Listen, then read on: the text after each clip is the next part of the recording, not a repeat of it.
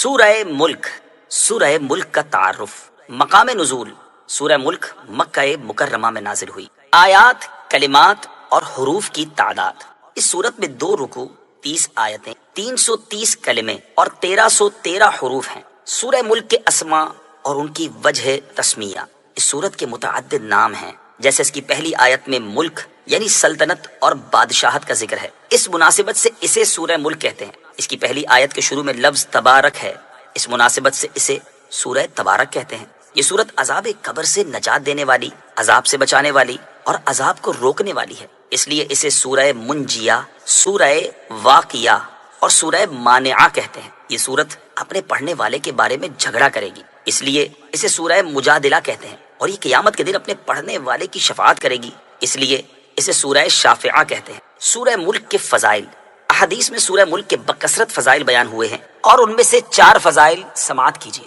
Number 1، حضرت عبداللہ ابن عباس رضی اللہ تعالی عنہما فرماتے ہیں، رسول اللہ صلی اللہ تعالی علیہ وسلم کی کسی صحابی نے ایک جگہ خیمہ نصب کیا، وہاں ایک قبر تھی اور انہیں معلوم نہ تھا کہ یہاں قبر ہے۔ اچانک انہیں پتہ چلا کہ یہ ایک قبر ہے اور اس میں ایک آدمی سورہ ملک پڑھ رہا ہے، یہاں تک کہ اس نے سورہ ملک مکمل کر لی۔ وہ صحابی رضی اللہ تعالی عنہ جب نبی کریم صلی اللہ تعالی علیہ وآلہ وسلم کی بارگاہ میں حاضر ہوئے تو عرض کی، یا رسول اللہ صلی اللہ تعالی علیہ وسلم، میں نے نادانستہ ایک قبر پر خیمہ لگا لیا، اچانک مجھے معلوم ہوا کہ یہ ایک قبر ہے اور اس میں ایک آدمی سورہ ملک پڑھ رہا ہے، یہاں تک کہ اس نے سورت مکمل کر لی۔ تاجدار رسالت صلی اللہ تعالی علیہ وسلم نے ارشاد فرمایا، یہ سورت عذاب قبر کو روکنے والی اور اس سے نجات دینے والی۔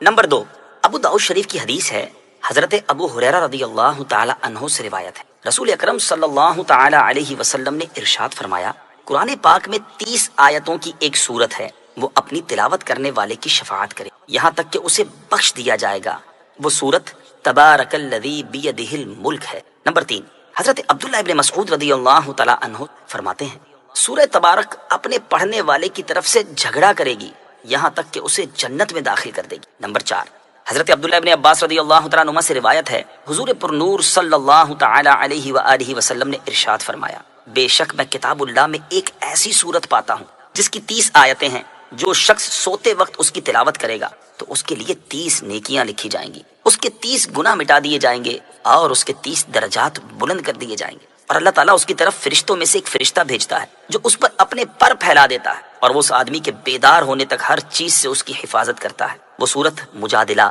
یعنی بحث کرنے والی ہے، جو اپنی تلاوت کرنے والے کے لیے قبر میں بحث کرتی ہے، اور وہ سورت تبارک الذی بیدہ الملک ہے۔ سورہ ملک کے مضامین، اس سورت کا مرکزی مضمون یہ ہے کہ اس میں اسلام کے بنیادی عقائد جیسے اللہ تعالیٰ کی وحدانیت، حضور پر نور صلی اللہ تعالی علیہ وسلم کی رسالت، قرآن کی حقانیت، حشر و نشر اور قیامت کے دن اعمال کی جزا و سزا کو انتہائی مؤثر انداز میں بیان کیا گیا ہے۔ نیز اس سورت میں یہ مضامین بیان کیے گئے ہیں۔ نمبر 1، اس سورت کی ابتدا میں اللہ تعالیٰ کی عظمت، سلطنت اور قدرت کے بارے میں بیان کیا گیا، اور یہ بتایا گیا کہ زندگی اور موت کو پیدا کرنے سے مقصود لوگوں کے اعمال کی جانچ کرنا ہے۔ نمبر 2، اللہ تعالیٰ کی قدرت کے آثار بیان کیے گئے کہ اس نے کسی سابقہ مثال کے بغیر ایک دوسرے کے اوپر 7 آسمان بنائے، اور ان آسمانوں میں کسی طرح کا کوئی عیب نہیں، انہیں ستاروں سے مزین کیا، اور ان ستاروں کے ذریعے آسمان کی طرف چڑھنے والے شیطانوں کو مارا جاتا ہے۔ نیز اس کی قدرت کے آثار میں سے یہ ہے کہ اس نے کافروں کے لیے جہنم کا دردناک عذاب تیار کیا ہے، اور ایمان والوں کو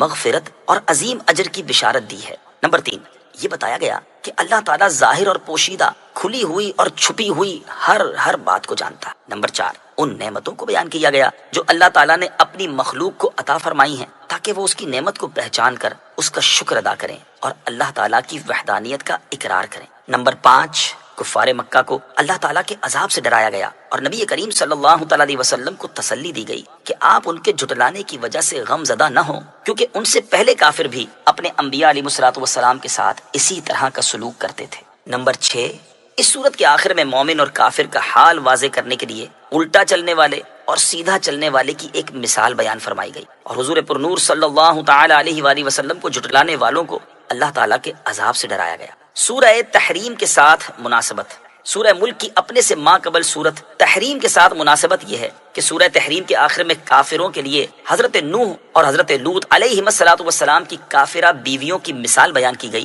اور مسلمانوں کے لیے فرعون کی مومنہ بیوی حضرت آسیہ رضی اللہ تعالی عنہا اور حضرت عیسیٰ علیہ السلام کی والدہ حضرت مریم رضی اللہ تعالی عنہا کی مثال بیان کی گئی۔ اور یہ صورت اللہ تعالیٰ کے علم کے احاطے، تدبیر اور اس بات پر دلالت کرتی ہے کہ وہ اپنی مخلوق میں جو عجائبات چاہے ظاہر کرتا ہے۔ بسم اللہ الرحمن الرحیم۔ ترجمہ: اللہ کے نام سے شروع جو نہایت مہربان رحمت والا ہے۔ تبارک الذی بیدہ الملک وہو علی کل شیء قدیر۔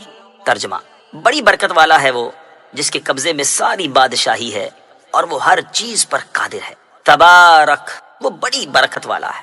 تفسیر صراط الجنان میں ہے، یعنی اللہ تعالیٰ اپنی ذات میں، صفات میں اور افعال میں ازل سے لے کر ابد تک مخلوق کی صفات سے پاک ہے، اور صرف اسی کے قبضہ قدرت میں تمام امور میں ہر طرح کا تصرف ہے، لہٰذا وہ جس چیز کا چاہے حکم دے اور جس چیز سے چاہے منع کر دے، جو چاہے عطا کرے اور جو چاہے نہ دے، جسے چاہے زندگی دے اور جسے چاہے موت دے، جسے چاہے عزت دے اور جسے چاہے ذلت دے، جسے چاہے غریب بنا دے اور جسے چاہے امیر کر دے، جسے چاہے بیمار کر اور جسے چاہے شفا عطا کر دے، جسے چاہے قریب کر دے اور جسے چاہے دور کر دے، جسے چاہے آباد کر دے اور جسے چاہے برباد کر دے، جسے چاہے توڑ دے اور جسے چاہے ملا دے، اور وہ ہر اس چیز پر قادر جو اس کی قدرت کے تحت آنے کے لائق ہے۔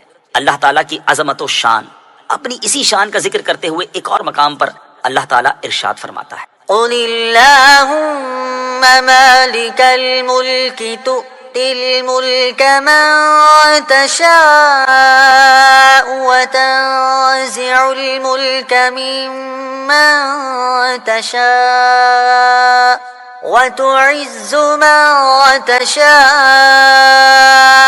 وتذل من تشاء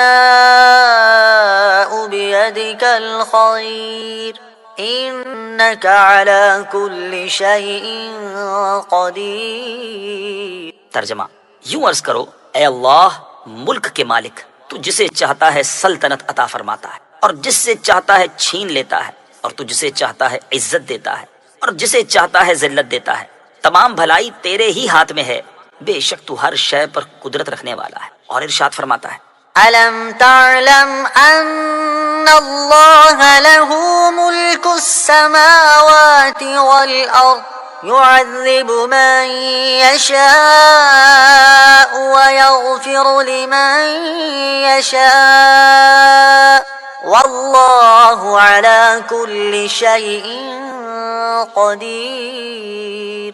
ترجمہ: کیا تجھے معلوم نہیں کہ آسمانوں اور زمین کی بادشاہی اللہ ہی کے لیے ہے؟ وہ جسے چاہتا ہے سزا دیتا ہے اور جسے چاہتا ہے بخش دیتا ہے، اور اللہ ہر شے پر قادر ہے۔ اور ارشاد فرماتا ہے: للہ ملک السماوات والارض يخلق ما يشاء يهب لمن يشاء إناثا ويهب لمن يشاء الذكور أو يزوجهم ذكرانا وإناثا ويجعل من يشاء عقيما إنه عليم قدير۔ ترجمہ: آسمانوں اور زمین کی سلطنت اللہ ہی کے لیے ہے، وہ جو چاہے پیدا کرے، جسے چاہے بیٹیاں عطا فرمائے اور جسے چاہے بیٹے دے، یا بیٹے اور بیٹیاں دونوں ملا کر دے، اور جسے چاہے بانجھ کر دے، بے شک وہ علم والا، قدرت والا۔ الذي خلق الموت والحياة ليبلوكم أيكم أحسن عملا وهو العزيز الغفور۔ ترجمہ: وہ جس نے موت اور زندگی کو پیدا کیا تاکہ تمہاری آزمائش کرے کہ تم میں کون اچھے عمل کرنے والا ہے، اور وہی عزت والا، بخشش والا ہے۔ الذی خلق الموت والحیاہ، وہ جس نے موت اور زندگی کو پیدا کیا۔ تفسیر صراط الجنان میں ہے، یہاں سے اللہ تعالیٰ کی قدرت کے بعض آثار بیان کیے جا رہے ہیں۔ چنانچہ ارشاد فرمایا کہ اللہ تعالیٰ نے موت اور زندگی کو پیدا کیا۔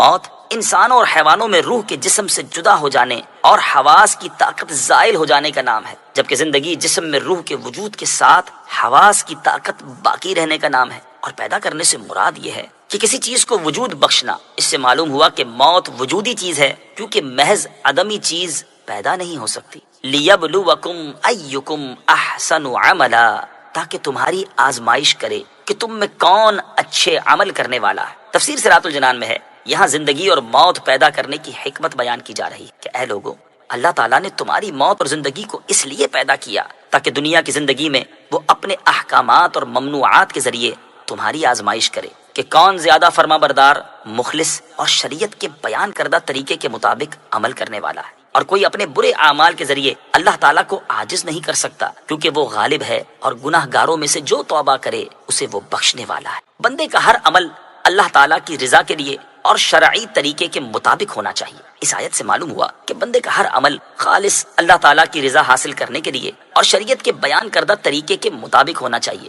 لہٰذا جس کا عمل خالص اللہ عز و جل کی رضا حاصل کرنے کے لیے ہو لیکن شریعت کے بیان کردہ طریقے کے مطابق نہ ہو تو وہ عمل مقبول نہیں۔ اسی طرح جس کا عمل شریعت کے بیان کردہ طریقے کے مطابق تو ہو لیکن وہ خالص اللہ تعالیٰ کی رضا حاصل کرنے کے لیے نہ ہو بلکہ ریاکاری اور نفاق کے طور پر ہو تو وہ عمل بھی مقبول نہیں۔ ایک اور مقام پر اللہ تعالیٰ ارشاد فرماتا ہے، انما الہکم الہ واحد فمن كان يرجو لقاء ربه فليعمل عملا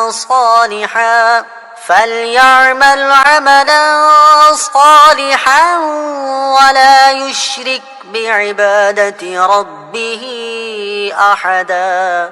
ترجمہ، تمہارا معبود ایک ہی معبود ہے، تو جو اپنے رب سے ملاقات کی امید رکھتا ہو اسے چاہیے کہ نیک کام کرے اور اپنے رب کی عبادت میں کسی کو شریک نہ کرے۔ حضرت فضیل بن عیاض رحمۃ اللہ تعالی فرماتے ہیں، جب عمل خالص ہو لیکن درست نہ ہو تو اسے قبول نہیں کیا جائے گا، اور جب عمل درست ہو لیکن خالص نہ ہو تو یہ بھی قبول نہیں کیا جائے گا۔ عمل صرف وہی مقبول ہے جو خالص اور درست ہو، اور عمل خالص اس وقت ہوگا جب اسے اللہ تعالیٰ کی رضا حاصل کرنے کے لیے کیا جائے، اور درست اس وقت ہوگا جب وہ سنت یعنی شریعت کے بتائے ہوئے طریقے کے مطابق ہوگا۔ اس سے ان لوگوں کو نصیحت حاصل کرنی چاہیے جو شریعت کے بیان کردہ طریقے کے مطابق عمل نہیں کرتے، اور اگر انہیں کوئی سمجھائے تو اپنا عمل درست کرنے کے بجائے یہ کہہ کر ٹال دیتے ہیں کہ اللہ تعالیٰ قبول کرے گا۔ ہمیں زندگی عطا کیے جانے اور ہم پر موت مسلط کیے جانے کی حکمت۔ اس آیت سے یہ بھی معلوم ہوا کہ ہمیں زندگی عطا کیے جانے اور ہم پر موت مسلط کیے جانے کی حکمت یہ ہے کہ اللہ تعالیٰ کی اطاعت اور فرما برداری کے معاملے میں ہماری جانچ ہو جائے کہ ہم میں سے کون اللہ تعالیٰ کی اطاعت کرتا ہے اور کیسی اطاعت کرتا ہے، تاکہ آخرت میں جب اطاعت گزاروں کو انعامات ملیں اور نافرمانوں کو سزائیں ملیں تو کوئی یہ اعتراض نہ کر سکے کہ اطاعت گزاروں کو انعامات اور نافرمانوں کو سزا کیوں ملی۔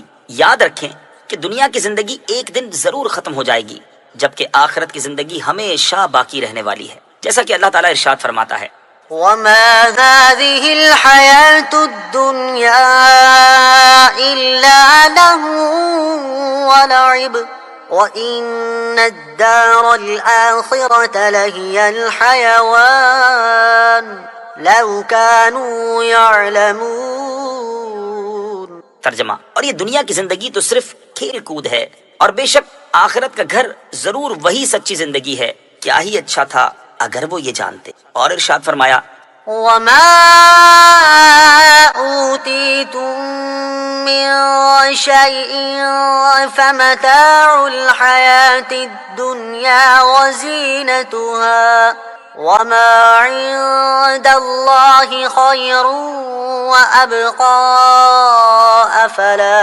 تعقلون۔ ترجمہ، اور اے لوگو، جو کچھ چیز تمہیں دی گئی ہے تو وہ دنیاوی زندگی کا ساز و سامان اور اس کی زینت ہے، اور جو ثواب اللہ کے پاس ہے وہ بہتر اور زیادہ باقی رہنے والا ہے۔ تو کیا تم سمجھتے نہیں؟ اور دنیا کی رنگینیوں اور رونقوں سے بھی ہمیں آزمایا جا رہا ہے کہ ہم کیسے عمل کرتے ہیں۔ چنانچہ اللہ تعالیٰ ارشاد فرماتا ہے، إنا جعلنا ما على الأرض زينة لها لنبلوهم أيهم أحسن عملا۔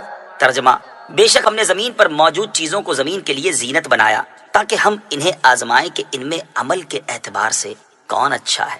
اسی طرح ہمیں پیدا کرنے اور اللہ تعالیٰ نے ہمارے لیے جو نعمتیں پیدا کی ہیں ان کے ذریعے بھی ہمارے اعمال کی آزمائش ہو رہی ہے، جیسا کہ اللہ تعالیٰ ارشاد فرماتا ہے وَهُوَ الَّذِي خَلَقَ السَّمَاوَاتِ وَالْأَرْضَ فِي 6 أَيَّامٍ وَكَانَ عَرْشُهُ عَلَى الْمَاءِ لِيَبْلُوَكُمْ أَيُّكُمْ أَحْسَنُ عَمَلًا۔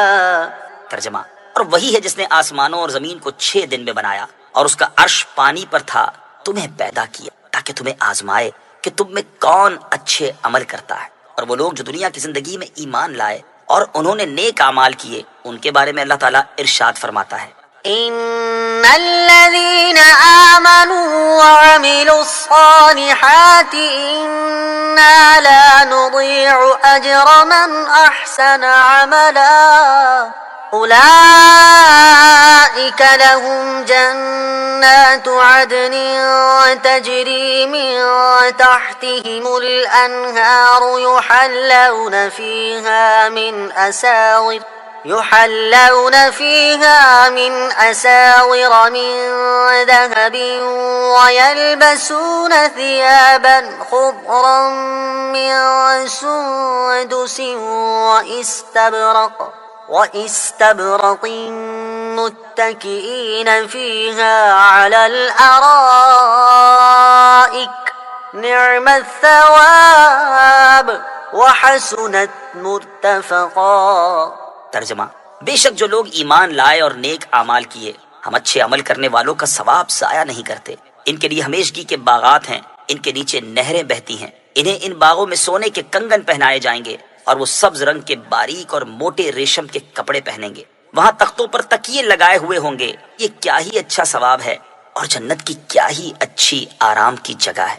اور جنہوں نے کفر کیا اور گناہوں میں مصروف رہے، ان کے بارے میں ارشاد فرماتا ہے والذين كسبوا السيئات جزاء سيئة بمثلها وترهقهم ذلة ما لهم من الله من عاصم كأنما أغشيت وجوههم قطعا من الليل مظلما أولئك أصحاب النار هم فيها خالدون۔ ترجمہ، اور جنہوں نے برائیوں کی کمائی کی تو برائی کا بدلہ اسی کے برابر ہے اور ان پر ذلت چھائی ہوگی، انہیں اللہ سے بچانے والا کوئی نہ ہوگا، گویا ان کے چہروں کو اندھیری رات کے ٹکڑوں سے ڈھانپ دیا گیا ہے، وہی دوزخ والے ہیں، وہ اس میں ہمیشہ رہیں گے۔ لہٰذا اے لوگو، استجیبوا لربکم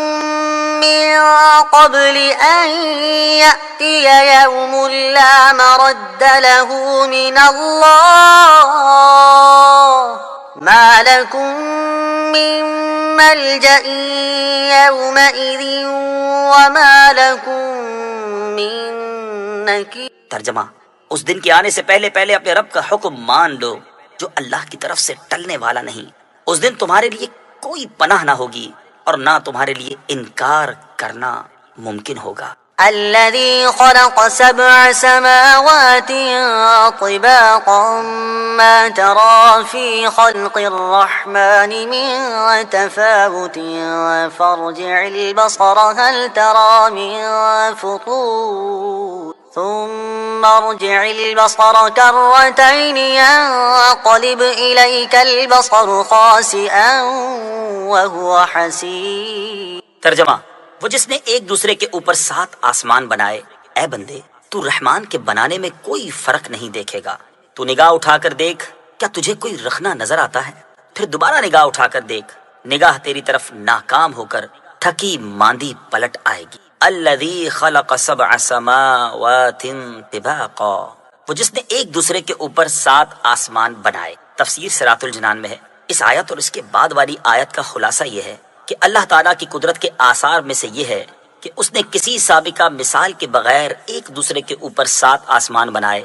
ہر آسمان دوسرے کے اوپر کمان کی طرح ہے، اور دنیا کا آسمان زمین کے اوپر گنبد کی طرح ہے، اور ایک آسمان کا فاصلہ دوسرے آسمان سے کئی 100 برس کی راہ ہے۔ تو اے بندے، تو اللہ تعالیٰ کے بنانے میں کوئی فرق اور کوئی عیب نہیں دیکھے گا، بلکہ انہیں مضبوط، درست، برابر اور متناسب پائے گا۔ تو آسمان کی طرف نگاہ اٹھا کر دیکھ تاکہ تو اپنی آنکھوں سے اس خبر کے درست ہونے کو دیکھ لے اور تیرے دل میں کوئی شبہ باقی نہ رہے۔ پھر دوبارہ نگاہ اٹھا اور بار بار دیکھ۔ ہر بار تیری نگاہ تیری طرف ناکام ہو کر تھکی ماندی پلٹ آئے گی کہ بار بار کی جستجو کے باوجود بھی وہ ان میں کوئی خلل اور عیب نہ پا سکے گی۔ وَلَقَدْ زَيَّنَّا السَّمَاءَ الدُّنْيَا بِمَصَابِيحَ وَجَعَلْنَاهَا رُجُومًا لِلشَّيَاطِينِ وَأَعْتَدْنَا لَهُمْ عَذَابَ السَّعِيرِ۔ ترجمہ، اور بے شک ہم نے نیچے کے آسمان کو چراغوں سے آراستہ کیا اور انہیں شیطانوں کے لیے مارنے کا ذریعہ بنایا، اور ہم نے ان کے لیے بھڑکتی آگ کا عذاب تیار کر رکھا ہے۔ وَلَقَدْ زَيَّنَّا السَّمَاءَ الدُّنْيَا بِمَصَابِيحَ، اور بے شک ہم نے نیچے کے آسمان کو چراغوں سے آراستہ کیا۔ تفسیر صراط الجنان میں ہے، اس آیت میں اللہ تعالیٰ نے اپنی قدرت کی ایک اور دلیل بیان فرمائی ہے کہ بے شک اللہ تعالیٰ نے نیچے کے آسمان کو ستاروں سے آراستہ کیا جو کہ زمین کی طرف سب سے زیادہ قریب ہے، اور لوگ اسے دیکھتے ہیں، اور ان ستاروں کو شیطانوں کے لیے مارنے کا ذریعہ بنایا کہ جب شیاطین آسمان کی طرف فرشتوں کی گفتگو سننے اور باتیں چرانے پہنچیں تو ستاروں سے شعلے اور چنگاریاں نکلیں جن سے انہیں مارا جائے۔ اور اللہ تعالیٰ نے ان شیاطین کے لیے دنیا میں جلانے کے بعد آخرت میں بھڑکتی آگ کا عذاب تیار کر رکھا۔ اس کی نظیر یہ آیات مبارکہ ہے۔ إِنَّا زَيَّنَّا السَّمَاءَ الدُّنْيَا بِزِينَةٍ الْكَوَاكِبِ وَحِفْظًا مِّن كُلِّ شَيْطَانٍ مَارِدٍ۔ ترجمہ، بے شک ہم نے نیچے کے آسمان کو ستاروں کے سنگھار سے آراستہ کیا اور ہر سرکش شیطان سے حفاظت کے لیے۔ مسجدوں میں روشنی کے آلات نصب کرنے کی ترغیب۔ علامہ اسماعیل حقی رحمۃ اللہ تعالی اس مقام پر مساجد میں روشنی کرنے کے آلات نصب کرنے کی ترغیب دیتے ہوئے فرماتے ہیں، جب اللہ تعالیٰ نے زمین کی چھت آسمان کو ستاروں سے مزین فرمایا ہے تو بندوں کو چاہیے کہ وہ مساجد کی چھتوں کو قندیلوں اور چراغوں اور فی زمانہ روشنی حاصل کرنے کے جدید آلات سے مزین کریں۔ جب حضرت عمر بن خطاب رضی اللہ تعالی عنہ نے نماز تراویح میں لوگوں کو حضرت ابی بن کعب رضی اللہ تعالی عنہ کے پیچھے اکٹھا کیا تو مسجد میں قندیلیں لٹکائیں۔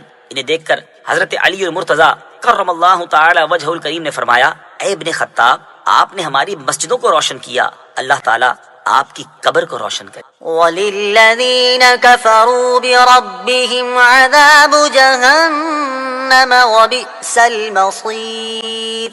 ترجمہ، اور جنہوں نے اپنے رب کے ساتھ کفر کیا ان کے لیے جہنم کا عذاب ہے اور وہ کیا ہی برا ٹھکانہ ہے۔ وَلِلَّذِينَ كَفَرُوا بِرَبِّهِمْ، اور جنہوں نے اپنے رب کے ساتھ کفر کیا۔ تفسیر صراط الجنان میں ہے، یعنی بھڑکتی آگ کا عذاب شیطانوں کے ساتھ ہی خاص نہیں بلکہ انسانوں اور جنوں میں سے جس نے بھی اللہ تعالیٰ کے ساتھ کفر کیا ان کے لیے ہم نے جہنم کا عذاب تیار کر رکھا ہے، اور وہ کیا ہی برا ٹھکانہ ہے کہ وہ جگہ بھی تکلیف دے، وہاں کا کھانا پانی بھی تکلیف دے، سانپ بچھو تکلیف دے اور ساتھی بھی ایذا رسا۔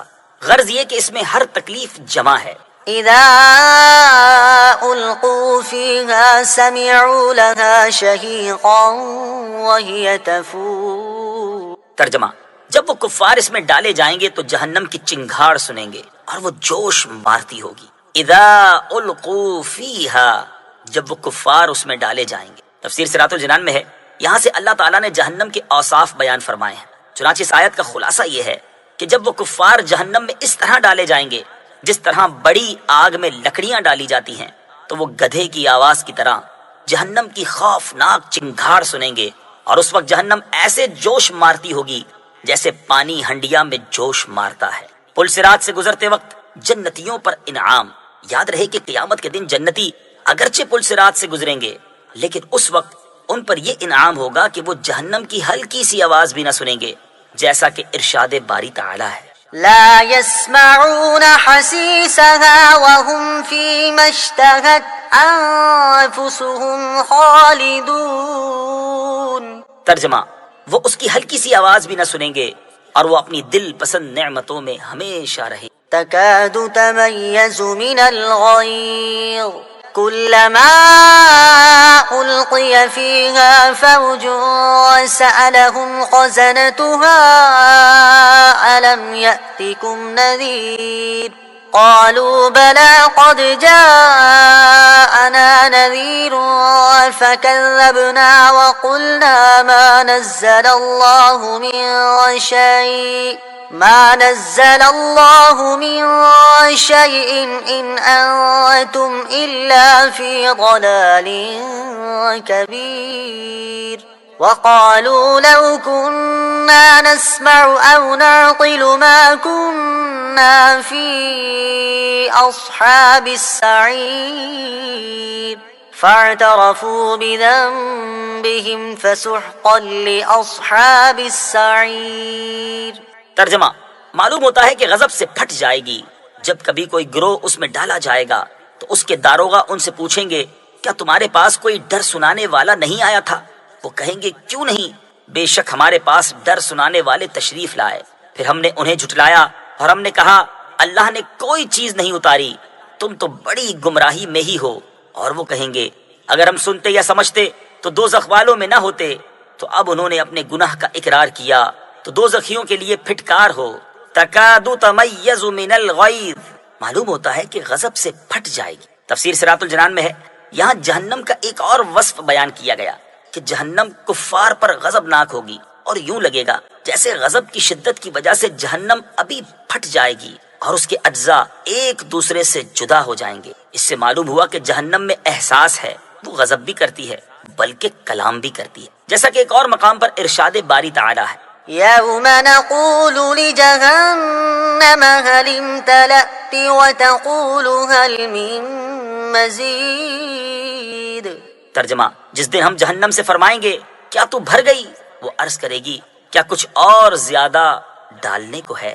کلما القی فیہا فوج، جب کبھی کوئی گروہ اس میں ڈالا جائے گا. تفسیر صراط الجنان میں ہے جہنم کا حال بیان کرنے کے بعد اب اہل جہنم کا حال بیان کیا جا رہا ہے. چنانچہ آیت کے اس حصے اور اس کے بعد والی 2 آیات کا خلاصہ یہ ہے کہ جب کبھی کفار کا کوئی گروہ جہنم میں ڈالا جائے گا تو جہنم کے داروغہ حضرت مالک علیہ السلام اور ان کے مددگار فرشتے ڈانٹتے ہوئے ان سے پوچھیں گے اے کافروں، کہ دنیا میں تمہارے پاس کوئی ڈر سنانے والا نہیں آیا تھا جو تمہارے سامنے تمہارے رب عز و جل کی آیات پڑھتا، تمہیں اس دن کی ملاقات سے ڈراتا اور اللہ تعالیٰ کے عذاب کا خوف دلاتا؟ وہ اعتراف کرتے ہوئے کہیں گے کیوں نہیں، بے شک ہمارے پاس ڈر سنانے والے تشریف لائے اور انہوں نے اللہ تعالیٰ کے احکام پہنچائے، اللہ تعالیٰ کے غضب اور آخرت کے عذاب سے ڈرایا، لیکن ہم نے انہیں جھٹلایا اور دنیاوی کاموں میں مشغولیت اور تکبر میں حد سے بڑھنے کی وجہ سے ہم نے ان آیات کے بارے میں کہا کہ اللہ تعالیٰ نے کوئی چیز نہیں ہوتا. اے ہمیں ڈرانے والو، تم تو بڑی گمراہی میں ہی ہو. جہنم کے خازن انہیں مزید ڈانٹتے ہوئے کہیں گے کیا تم نے رسولوں کی زبان سے اپنے رب عز و جل کی آیات نہیں سنی اور ان کے معنی کو نہیں سمجھا تاکہ تم انہیں نہ جھٹلاتے؟ کفار جواب دیتے ہوئے کہیں گے اگر ہم نے دنیا میں رسولوں کی ہدایت کو دل سے سنا ہوتا اور اپنی عقل سے کام لیتے ہوئے اسے سمجھا ہوتا تو آج ہم دوزخ والوں میں سے نہ ہوتے. بعض مسلمان بھی جہنم میں داخل ہوں گے. یاد رہے کہ قیامت کے دن ایسا نہیں ہوگا کہ صرف کافروں کو ہی جہنم میں ڈالا جائے گا، بلکہ بعض گناہگار مسلمان بھی ایسے ہوں گے جنہیں ان کے گناہوں کی سزا دینے کے لیے جہنم میں داخل کیا جائے گا. لہٰذا ہر مسلمان کو چاہیے کہ وہ اپنی عقل سے کام لے اور اللہ تعالیٰ اور اس کے پیارے حبیب صلی اللہ تعالی علیہ وآلہ وسلم کے دیے ہوئے احکامات کے مطابق نیک عمل کرنے اور گناہوں سے بچنے کی کوشش کرے تاکہ قیامت کے دن جہنم کے دردناک عذاب میں مبتلا ہونے اور اس بات پر پچھتانے سے بچ جائے کہ کاش میں نے اللہ تعالیٰ اور اس کے حبیب صلی اللہ تعالی علیہ وآلہ وسلم کے احکامات کے مطابق زندگی گزاری ہوتی تو آج مجھے جہنم میں داخل نہ کیا جاتا. اللہ تعالیٰ ہمیں اپنی رضا والی زندگی بسر کرنے کی توفیق عطا فرمائے اور جہنم اور اس کے عذابات سے ہمیں محفوظ فرمائے. آمین. وقالوا لو كنا نسمع او نعقل، اور وہ کہیں گے اگر ہم سنتے یا سمجھتے. امام عبداللہ بن احمد نصفی رحمت اللہ تعالی علیہ فرماتے ہیں یہ آیت اس بات کی دلیل ہے کہ احکام شرع کا مدار دلیل عقلی اور دلیل سمعی دونوں پر ہے اور دونوں حجت لازمہ ہیں. فاعترفوا بذنبہم، تو اب انہوں نے اپنے گناہ کا اقرار کیا. تفسیر صراط الجنان میں ہے ارشاد فرمایا کہ اب جہنم میں داخل ہوتے وقت انہوں نے اپنے گناہ کا اقرار کیا کہ ہم رسولوں کی تکذیب کرتے تھے. اس وقت چاہے یہ اقرار کریں یا انکار انہیں اس کا کوئی فائدہ نہیں، اور جہنمیوں کو اللہ تعالیٰ نے اپنی رحمت سے دور کر دیا ہے۔ إن الذين يخشون ربهم بالغيب لهم مغفرة وأجر كبير۔ ترجمہ، بے شک جو لوگ بغیر دیکھے اپنے رب سے ڈرتے ہیں ان کے لیے بخشش اور بڑا ثواب ہے۔ ان الذین یخشون ربهم بالغیب، بے شک جو لوگ بغیر دیکھے اپنے رب سے ڈرتے۔ تفسیر صراط الجنان میں ہے، اللہ تعالیٰ نے کفار کے بارے میں وعید بیان کرنے کے بعد یہاں ایمان والوں کے بارے میں وعدے کا بیان فرمایا ہے۔ چنانچہ ارشاد فرمایا کہ وہ لوگ جو اپنے رب عز و جل سے ڈرتے ہیں، حالانکہ انہوں نے اپنے رب عز و جل کو دیکھا نہیں ہے اور اس کے عذاب سے ڈرتے ہوئے اس پر ایمان لاتے ہیں، تو ان کے لیے ان کے گناہوں سے بخشش اور ان کی نیکیوں کا بڑا ثواب یعنی جنت ہے۔ اللہ تعالیٰ کا خوف رکھنے والے بزرگ، اللہ تعالیٰ سے ڈرنے والے کے بارے میں ایک اور مقام پر ارشاد ہوتا ہے